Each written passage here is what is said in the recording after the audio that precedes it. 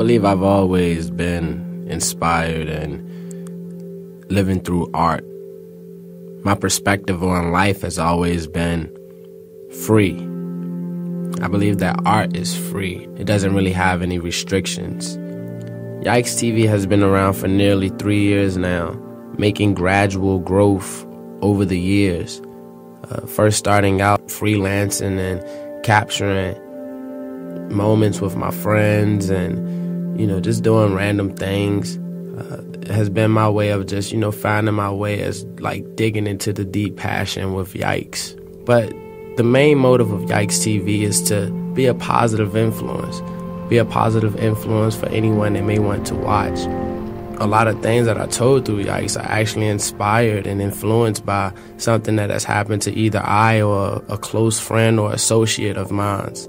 And I no longer want to use I in relation to Yikes. I want to say we. I want to say us. But I understand that with patience and persistence, that all will come.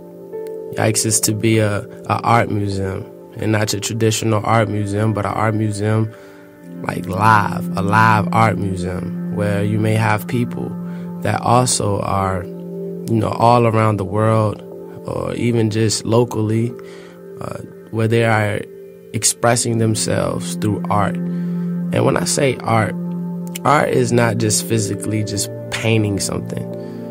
Art is the process of application. Art is anything that anyone enjoys doing and they're happy. It also serves as like an outlet. So, I see art through sports. I see art through teachings. I see art through, sometimes in the workforce if you are happy. Yikes is going to take a stab at doing weekly vlogs where you have motivational and inspirational speakings or storytelling where people can actually tune in and allow it to influence them in a certain way. Not just to get them motivated to move forward in another day, but it's much more so about what you're doing during that day. What are you doing to make the most of that day? I like to go by seizing the day.